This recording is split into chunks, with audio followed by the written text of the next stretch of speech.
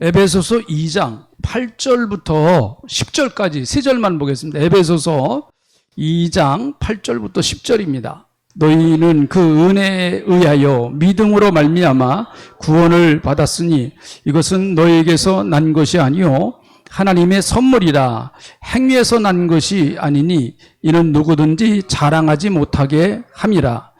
우리는 그가 만드신 바라 그리스도 예수 안에서 선한 일을 위하여 지으심을 받은 자니 이 일은 하나님이 전에 예비하사 우리로 그 가운데서 행하게 하려 하심이니라. 아멘.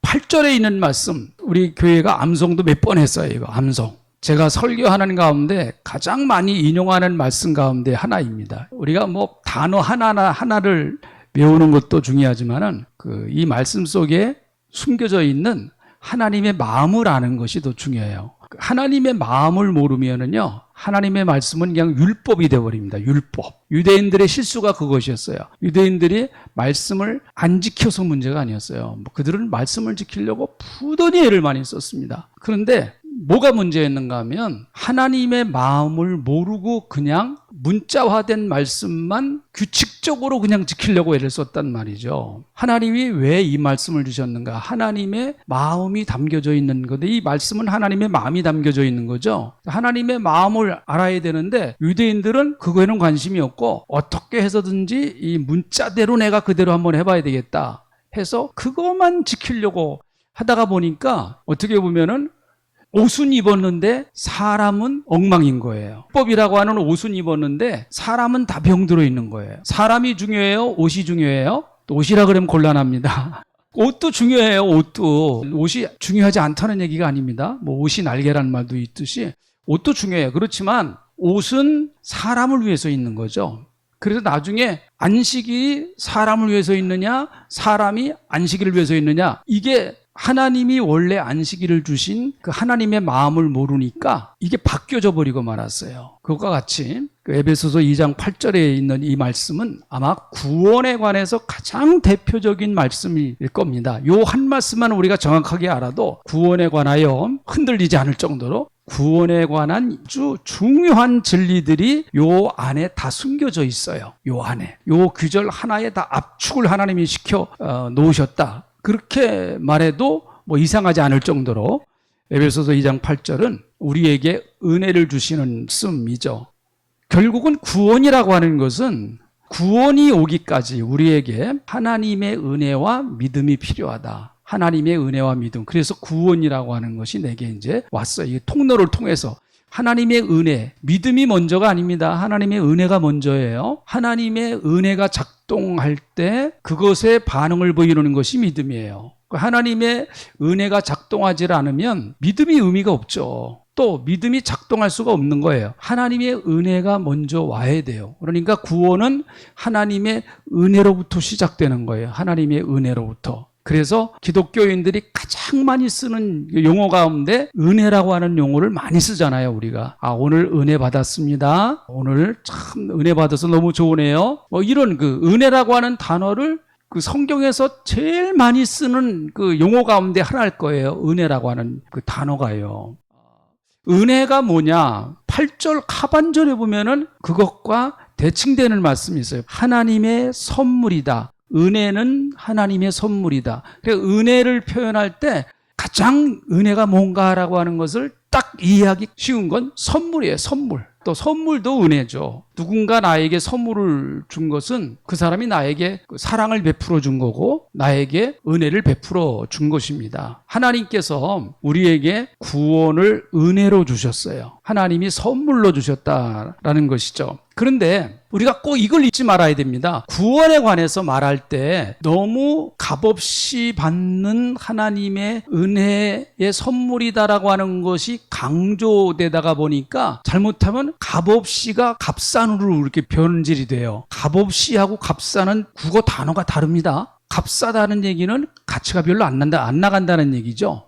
그 선물의 가치는 내가 물건을 얼마 주고 샀느냐 거기에 따라서 물건의 가치가 달라지는 거예요. 내가 돈을 많이 지불한 것은 아껴요. 구원은 값싼 은혜가 아니라 값비싼 은혜예요. 값비싼 은혜. 왜 그런가 하면 우리는 거저봤지만 하나님 편에서 우리를 구원하시려고 하나님은 어떤 대가를 치르셨습니까? 아들을 십자가에 못 박으셨잖아요. 누군가가 그러더라고요. 지구상에 나 혼자만 있어도 하나님은 당신의 아들 예수를 보내서 십자가에 못 박게 하셨을 것이다. 그래, 맞아. 내가 그런 사람이구나. 내가 그래서 구원받은 거지. 그러니까 이게 은혜요 선물이다 라고 하는 것만 너무 강조하다가 보면 은혜의 가치를 잘 모를 수가 있단 말이죠. 은혜의 가치를. 구원받은 걸 왜 감격해요? 나 때문에 예수님이 내가 뭔데 십자가를 지시고 그 고난을 당하시고 십자가에서 죽으셨단 말이죠. 나 때문에. 그것은 무엇으로도 갚을 수 없는 그런 엄청난 은혜를 우리가 받았단 말이에요. 그래서 늘 울어도 눈물로서 갚을 수 없어. 몸밖에 드릴 것 없어. 이 몸 드립니다. 뭐 그런 찬양이 있잖아요. 아무리 갚으려고 해도 내가 갚을 길이 없어요. 나에게 뭐 제일 소중한 게 이 몸, 그러나 내 생명이란 말이죠. 이거라도 내가 드리는 척이라도 해야 되겠다. 값싼 은혜가 아니다. 값진 은혜다. 값싼 은혜가 아닙니다. 값진 은혜예요. 하나님이 저와 여러분에게 베풀어 주신 은혜 가운데 가장 큰 은혜는 구원의 은혜죠. 그거보다 더 큰 은혜는 없어요. 하나님은 이미 우리에게 당신의 모든 것을 주셨습니다. 왜 그런가 하면 하나님에게 있어서 가장 소중한 분이 누구예요? 예수님이시죠. 예수님을 우리를 위해서 줬단 말이죠. 그러니까 가장 소중한 분을 이미 우리를 위해서 내놓으셨어요. 하나님은요. 그러니까 우리가 하나님의 엄청난 사랑을 받았고 은혜를 받은 사람입니다. 누구도 이것은 예외가 없어요. 어떤 사람도 예외가 없습니다. 정말 그 사람이 구원받았다 그러면 어떤 사람도 예외가 없습니다. 똑같이 이런 은혜를 받은 거예요. 하나님의 사랑, 하나님의 은혜를 받은 겁니다. 그래서 신앙이라고 하는 게 뭘까? 왜 저 사람은 교회를 다니면서도 저렇게 믿음이 안 들어가고 신앙이 안 들어가고 왜 저 사람은 그렇게 안 변하는 건가 도대체? 이게 십자가의 복음의 은혜를 정확하게 들어야 돼. 분명하고 정확하게 복음을 들어야 돼요. 그리고 나서 그 복음의 가치가 얼마나 소중한가 하는 것을 그걸 본인이 체험하고 느끼고 깨달아야 돼요. 그러면 안 변할 사람이 없고 여러분 신앙이 안 들어갈 사람이 없습니다. 이게 잘 안 되는 거예요. 이게 예수님의 그 십자가의 구속의 은혜가 내 뼈에 사무치도록 그런 경험이 좀 와야 되는데 잘 오지를 못한단 말이죠. 우리가 많이 듣죠. 십자가 뭐 예수 믿어야 구원받는다 이런 얘기를 숱하게 많이 듣는단 말이에요. 근데 명확하고 분명하지 못한 거예요. 복음이. 그러다가 보니까 복음이 정확하고 분명하지 못하다가 보니까 신앙이 왜 그 모양이 될 수밖에 없다라는 얘기죠. 여러분들 위해서 우리가 중보기도 할 때 이 십자가의 은혜를 경험하게 해주세요. 복음을 깨닫고 복음 앞에 서보고 십자가의 은혜 앞에 서보고 그래서 이 은혜가 얼마나 크고 얼마나 존귀한가 하는 걸 깨닫게 해주세요. 성령님 깨닫게 해주세요. 경험하게 해주세요. 그렇게 기도해 주시기를 부탁을 드리겠습니다. 하나님의 이런 은혜를 받는 통로는 믿음이라고 하는 통로입니다. 믿음은 우리의 행위가 아닙니다. 하나님이 이루어 놓으신 것에 대한 나의 반응이에요. 그러니까 어떤 분이 우리 집에 올 때 선물을 사갖고 왔어요. 그래서 목사님 선물 받으세요 할 때 나는 요 손 내미는 행위가 믿음의 행위예요. 하나님이 구원의 은혜를 다 만들어 놓으시고 우리에게 십자가의 은혜와 부활의 은혜와 천국 갈 수 있는 그런 은혜를 베풀어 주셔서 네가 이걸 받아들이면 손을 내밀고 믿음으로 받아들이면 네가 구원을 받는다라고 약속을 해 놓으셨어요. 그래서 그걸 손을 내밀고 받아들이면은 그게 내 거가 되는 거예요. 그러니까 믿음이라고 하는 것도 넓은 의미에서 본다고 하면 믿음도 하나님의 은혜요 선물에 들어가는 것이죠. 포함되는 것입니다. 9절에 보면 행위에서 난 것이 아니니 이는 누구든지 자랑하지 못하게 하려 합니다. 아까 말씀드린 것처럼 구원은 행위가 아니다. 이것에 대한 성경 구절들은 너무너무 많이 나오죠. 디도서 3장 5절 우리를 구원하시되 우리가 행한 바 의로운 행위로 말미암지 아니하고 오직 그의 긍휼하심을 따라 중생의 씻음과 성령의 새롭게 하심으로 하셨나니 우리의 행한 바 의로운 행위로 말미암지 않았다. 인간이 율법을 지키고 노력을 해서 하나님 앞에 의로워진다든지 또 윤리적인 어떤 그 좋은 그렇게 착하게 살고 바르게 살고 옳게 살고 윤리적으로 깨끗하게 살고 그래서 내가 하나님 앞에 의로워질 수 없다라고 지금 에베소서 2장 9절에서 얘기를 하는 거예요. 행위에 선한 것이 아니니. 행위를 가지고 하나님 앞에 설 수 있는 자가 없다는 얘기죠. 우리의 행위를 가지고 하나님 앞에 설 수 있는 자가 단 한 사람도 없어요. 왜 그래요? 하나님은 완전하신 분이시고 하나님이 원하시는 의는 여러분 구원받았다고 하는 얘기는 이런 의미예요. 내가 예수를 믿는 그 순간 하나님이 나를 의롭다라고 그렇게 인정을 해주시는 거예요. 인정. 그것을 그래서 칭의 그러잖아요. 의롭다고 인정을 해준다. 칭의라고 하는 말은 뭔가 하면은 법적 용어예요. 법적 용어. 그 당시에 바울이 칭의라고 하는 단어를 사용할 때 그 단어는 그 당시에 재판할 때 쓰는 용어예요. 재판할 때. 재판할 때 판사가 마지막으로 판결을 합니다. 이 사람은 죄가 없다. 땅 쳐서 죄가 없으면 석방하는 거죠. 바로 의롭다고 하는 이야기가 그런 이야기란 말이죠. 하나님이 우리를 죄가 없다라고 판결을 하시는 거예요. 죄가 없다. 너는 그게 의롭다고 하는 얘기입니다. 그게 하나님이 보실 때에 예수 그리스도의 십자가의 구속의 은혜와 보혈의 은혜로 말미암아 하나님이 나를 죄가 하나도 없는 사람으로 하나님이 그렇게 인정을 해줘 버리시는 거예요. 왜 죄가 왜 하나도 없어야 되나요? 이제는 하나님의 나라에 가서 하나님과 같이 살아야 될 사람이 우리는 하나님의 나라는 100% 의로움만 가득 차 있는 나라예요. 0.1%의 죄도 용납이 안 되고 허용이 안 되는 나라가 하나님의 나라예요. 왜요? 하나님의 나라는 완전한 나라니까. 거기는 죄의 그림자도 없는 완전한 나라입니다. 그러니까 거기 가서 살려고 하면 거기에 걸맞는 사람이 가는 거란 말이죠. 내가 내 행위를 가지고 천국 가려고 그러면은 하나님이 기준을 정해놓으신 의로움에 합격을 해야 되는데 인간의 행위를 가지고는 합격할 수가 없다 그게. 그래서 죄가 없으신 예수님이 이 땅에 오셔서 내 죄를 예수님이 몽땅 가져가 버리신 거예요. 내가 예수님을 믿을 때 내 죄를 예수님이 몽땅 가져가 버리시는 거예요. 그래서 하나님은 나를 의롭다라고 인정을 해 주시는 거란 말이죠. 그러니까 여러분 이는 누구든지 자랑하지 못하게 하라 합니다. 그래서 신앙생활은 자기 자랑이 나오기 시작하면 사탄 쪽으로 자꾸 가려고 그러는 거예요. 자기 자랑이 뭐예요? 교만한 거죠. 자기를 높이려고 그러고 자기를 드러내려고 하는 것이 자기 자랑 아닙니까? 사탄이 원래 천사였는데 그래서 사탄이 돼버렸잖아요. 원래. 그러니까 자랑하지 못하게 하랍니다. 여러분 오직 영광을 받으셔야 될 분은 오직 하나님 한 분밖에 없습니다. 하나님 한 분밖에. 하나님 한 분만이 경배의 대상이고 예배의 대상이에요. 하나님 한 분만이. 그런데 하나님 대신에 요 사탄이 말이죠. 하나님 자리에 딱 앉아가지고 자기가 하나님과 같이 그렇게 영광을 받으려고 하는 거예요. 그게 죄의 근원입니다. 그게. 그러니까 자랑은 죄의 근원이에요.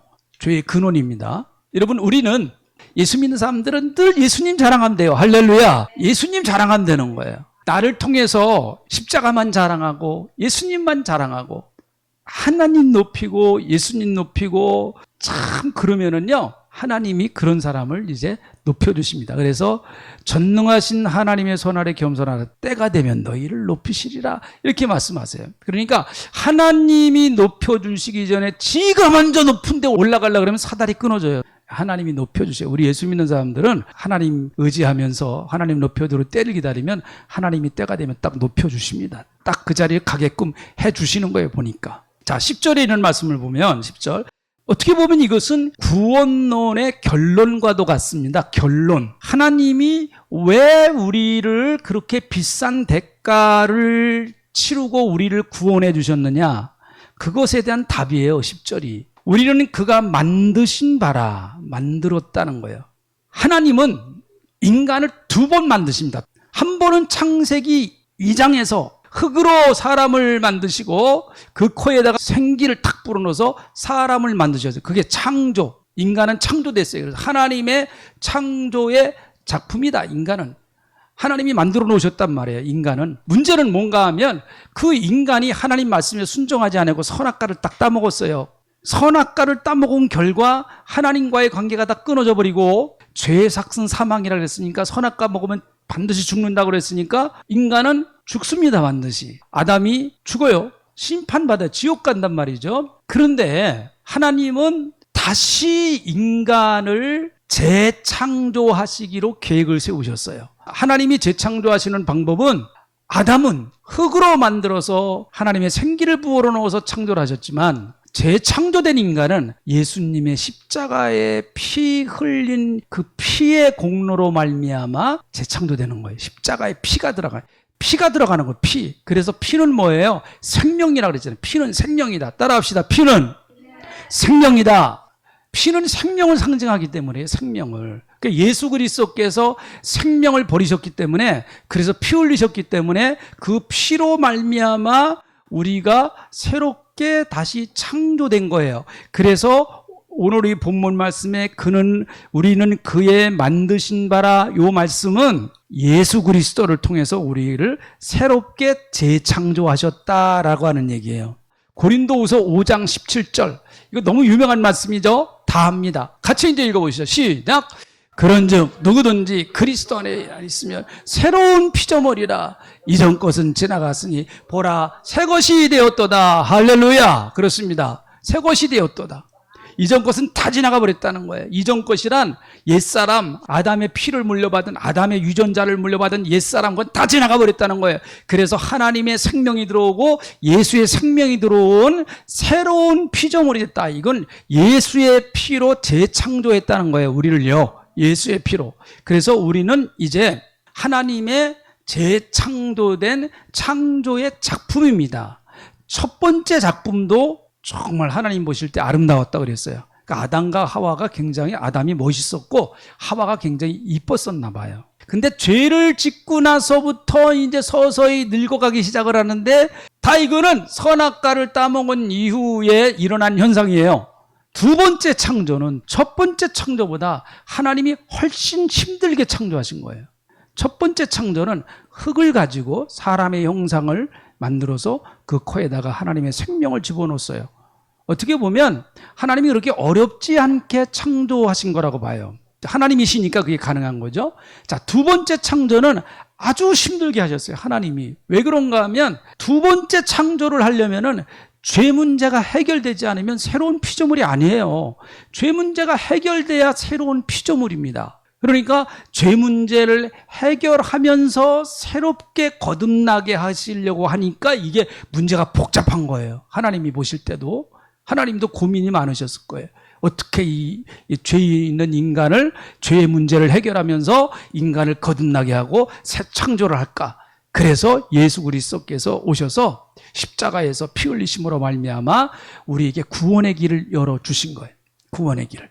그 예수를 믿는 자는 하나님의 자녀가 된다. 요한복음 3장에 보니까 니고데모에게 네가 거듭나야 되리라. 그렇게 막 다시 나야 된다. 거듭난다는 얘기는 하늘로부터 난다는 거예요. 그게 하늘로부터 하늘의 생명이 들어온다는 거예요. 그러니까 니고데모가 뭐라고 해요? 그럼 나는 어머니 모태에 들어갔다가 다시 나와야 되나요? 그렇게 얘기를 하잖아요. 어머니 모태에 들어갔다가 다시 나올 수도 없지만은 어머니 모태에서 나온 생명은 육의 생명이란 말이죠. 그러니까 그 생명은 아담의 생명하고 똑같은 거예요. 아담의 생명하고. 그런데 물과 성령으로 거듭나면 하늘의 생명이 들어오는 거예요. 새로운 생명이 되는 거죠. 새로운 생명. 그래서 그 새로운 생명을 가지고 우리가 하나님 나라 가서 주님과 함께 사는 것 아니겠습니까? 자, 10절 다시 좀 보겠습니다. 우리는 그가 만드신 바라 그리스도 예수 안에서 선한 일을 위하여 지으심을 받은 자니. 선한 일을 위하여 지으심을 받았다. 그렇게 말해요. 선한 일이라고 하는 것은 뭐 좋은 일, 착한 일, 뭐 그런 것도 포함되지만은 하나님이 원래 인간을 창조하실 때에 계획하셨던 그 창조의 목적이 다시 회복이 된다라는 얘기예요. 회복이 된다. 하나님이 원래 인간을 창조하셨을 때에 창조하신 목적이 있으실 거 아니에요. 하나님이 온 우주 만물을 왜 창조하셨느냐? 해와 달과 별들과 그리고 바다와 산과 이런 것들을 왜 창조하셨습니까?